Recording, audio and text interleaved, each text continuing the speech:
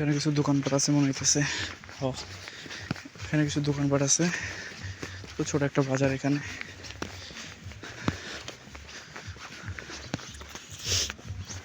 একটা কুকুর পাইছি শেষ পর্যন্ত। কুকুরের অবস্থা রে ভাই, ভয়াবহ অবস্থা। কুকুরটা কই যায়? কুকুর ছিল না অন্য কিছু ছিল।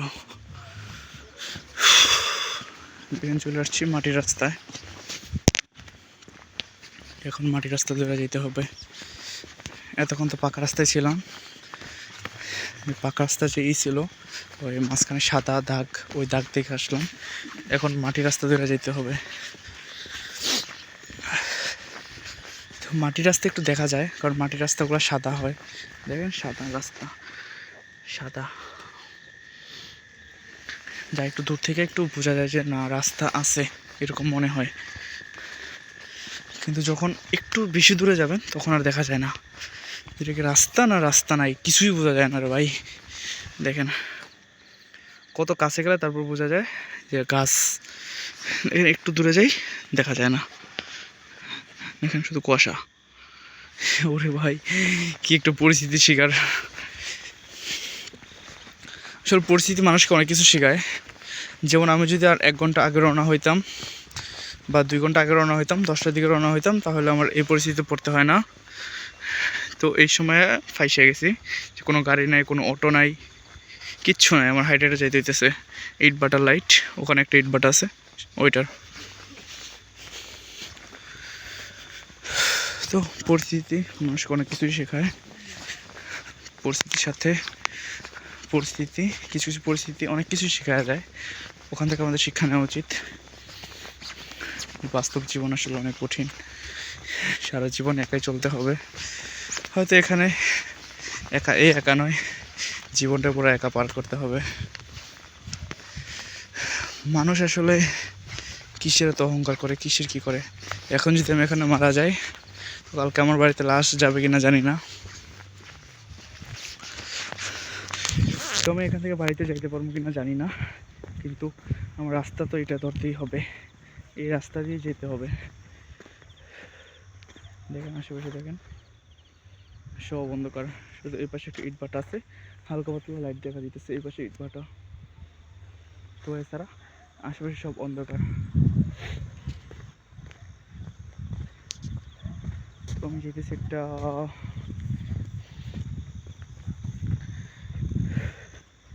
একা একা চলার মজাটা অবশ্য অন্যরকম।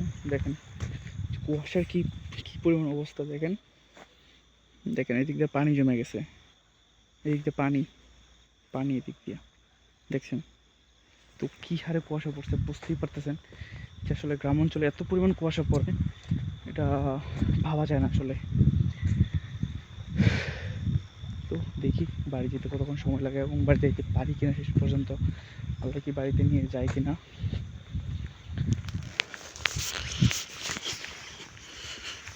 অবস্থা আসলে অনেক কুয়াশা, অনেক কুয়াশা।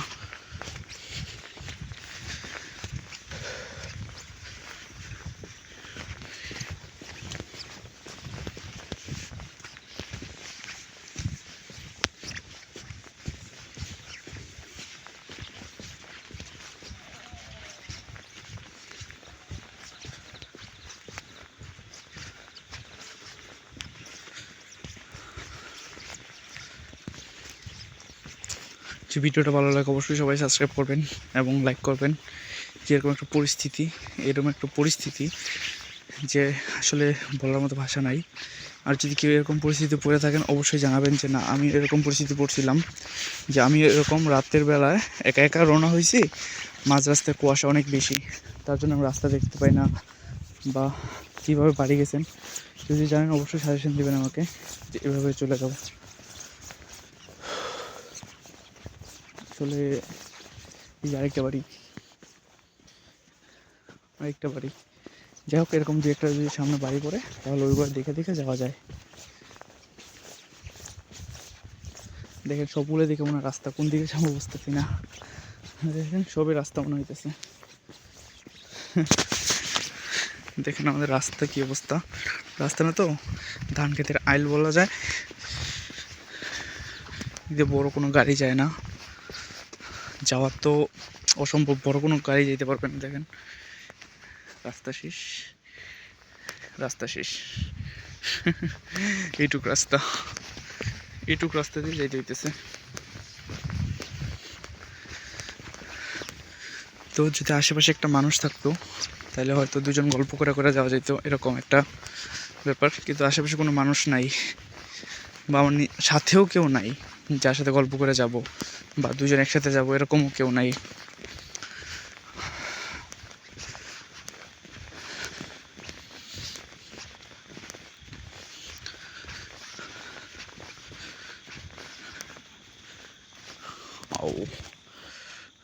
রাস্তা ছেড়ে নিচে নেমে গেছি।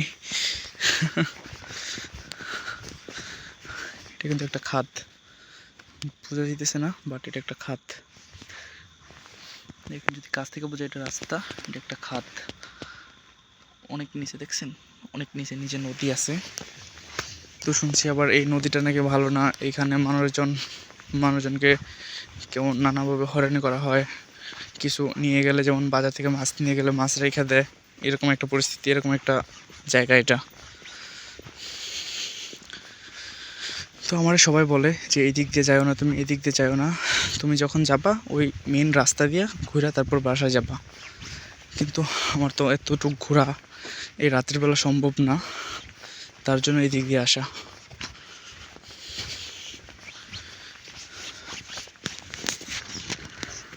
সামনে একটা লাইট দেখতে পেতেছি, তার মানে ওখানে কোনো একজন আছে, কোনো মানুষ আছে এরকম মনে হইতেছে। সামনে একটা লাইট দেখতে পেতেছি।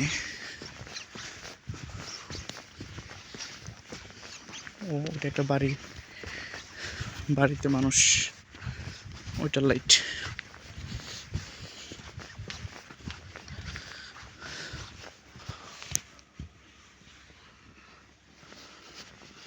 দেখুন উপরে দেখা যায় না, মাথা দেখা যায় না।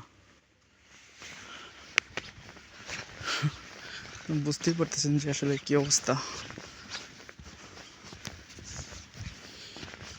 ওখানে একটা লাইট এবং ওটা একটা বাড়ি, বাড়ি থেকে মানুষ বেরিয়েছে এরকম।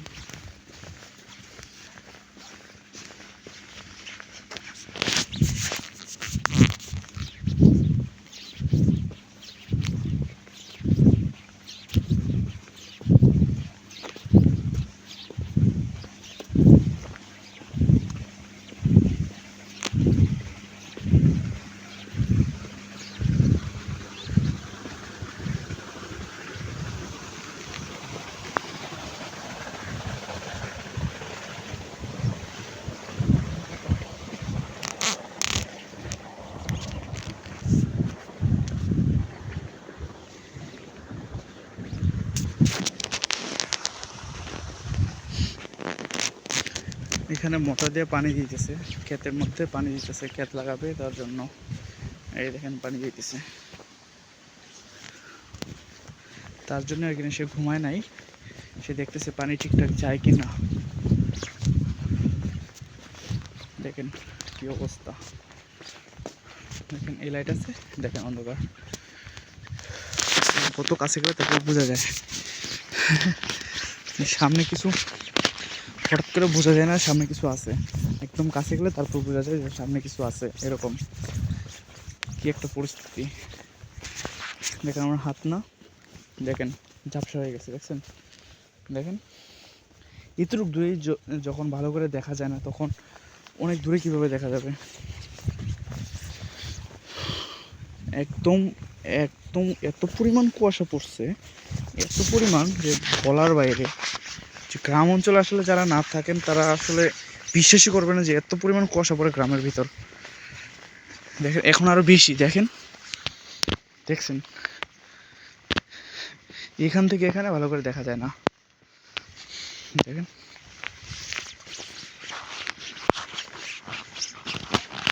পানি দিতেছে,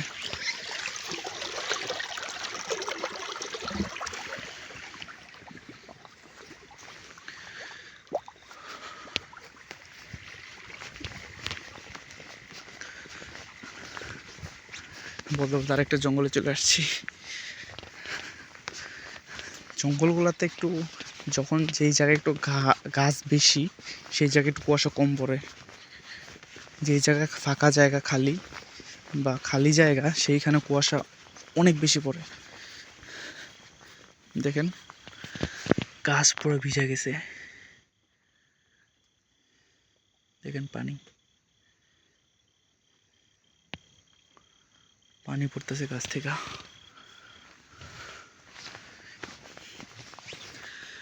সব ভিজা, দেখছেন সব ভিজা। কি পরিমাণ কুয়াশা পড়তেছে তাহলে বুঝতেই পারতেছেন, বৃষ্টির মতো কুয়াশা পড়তেছে।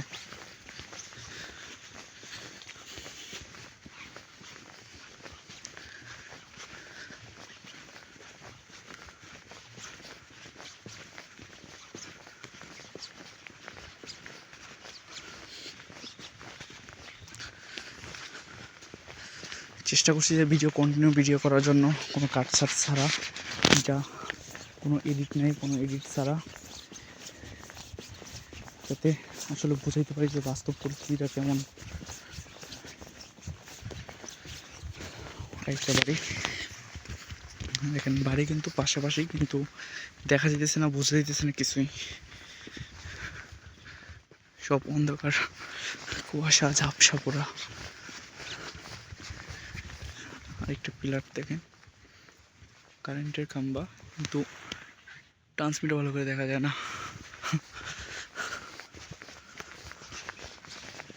কুয়াশা কেমনে সম্ভব ভাই? আমি মনে করি আমার জায়গায় যদি অন্য কেউ হইতো তাহলে হয়তো মাঝ রাস্তায় স্ট্রোক করতো, এরকম একটা পরিস্থিতি। যে দেখতে পারলেন মাঝখানে একটা কুকুর সাথে দেখা হয়েছিলাম আর একটা মানুষের সাথে, এছাড়া কিছুই নেই। রাত বেশি হয়ে যাওয়ার কারণে সব আশেপাশে সব নিরিবিলি, কোনো মানুষজন নাই, কোনো কথা নাই, কোনো সাউন্ড নাই, শুধু হাঁটতেছি আর হাঁটতেছি। রাস্তাও যেন না পড়ে এরকম একটা পরিস্থিতি, রাস্তাও পড়াইতেছে না।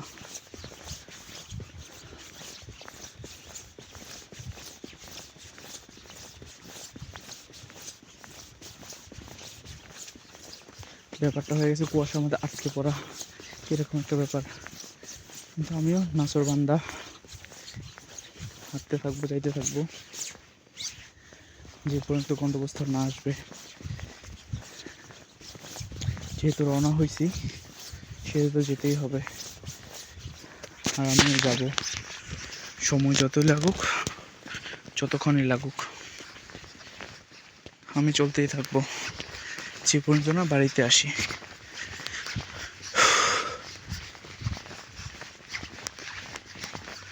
কবরস্থান, এটা একটা কবরস্থান।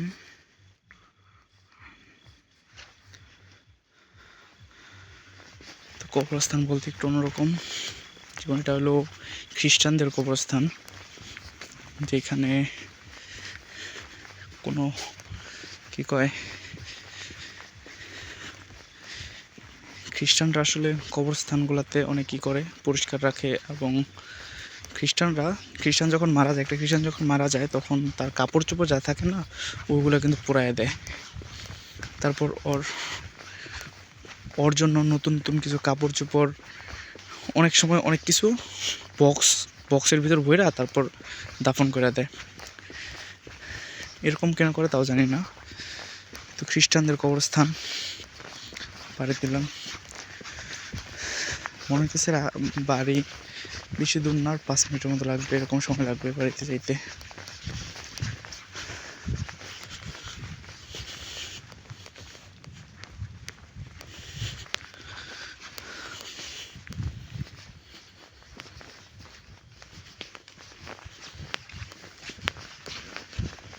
বৃষ্টির মতো পানি পড়তেছে।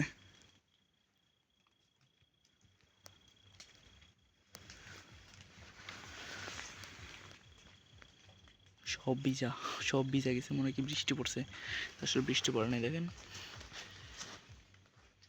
শুকনা, এখানে শুকনা, এখানে ভিজা।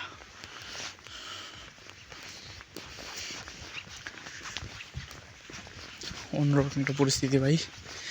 যারা যারা এরকম পরিস্থিতিতে পড়ছেন তারা অবশ্যই বুঝবেন আসলে কীরকম সিচুয়েশন।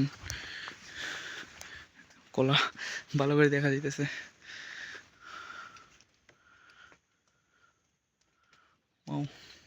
অনেক বড় কিন্তু।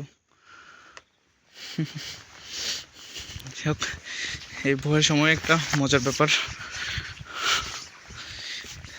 কি করবো আর।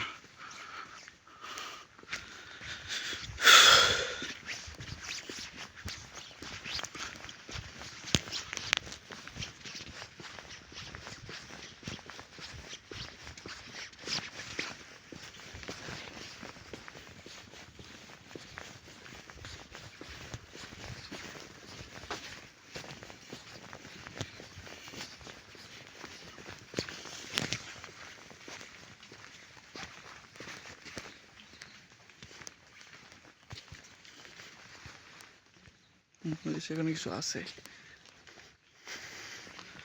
উপরে কেমন অন্যরকম একটা সাউন্ড দিল, যে উপরে গাছের উপরে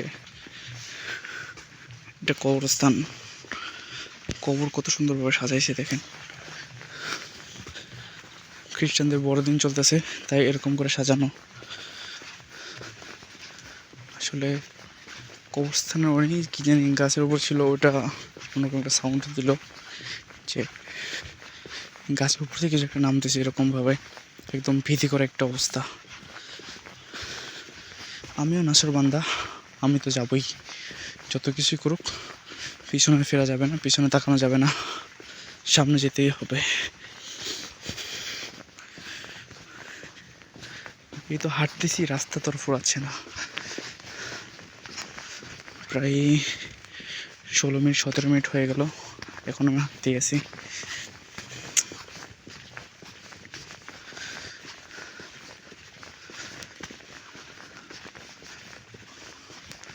এরকম পরিস্থিতি যদি কেউ কখনো পড়েন অবশ্যই কমেন্ট করবেন যে আমি এরকম পরিস্থিতিতে পড়ছিলাম, এরকম কুয়াশার মধ্যে আটকা পড়ছিলাম আমি, সামনে পিছু কিছুই দেখা যায় না, শুধু অল্প একটু জায়গা বাদ দিয়া। দেখেন একদম আমার কাছে ছাড়া দূরে কিন্তু কিছুই দেখা যায় না, কোনো দিকেই না, হালকা পাতলা লাইট দেখা যায় যা একটু দূরে দূরে, ওইগুলা কাছাকাছি আসলে তারপর একটু বোঝা যায় যে ওখানে বাড়ি আছে, এছাড়া সব অন্ধকার, সব সাদা, শুধু কুয়াশা আর কুয়াশা। ফাইনালি আমার বাড়িতে চলে আসছি, ফাইনালি আমার বাড়িতে চলে আসছি। এই তো আমার বাড়ি, ফাইনালি বাড়িতে চলে আসছি।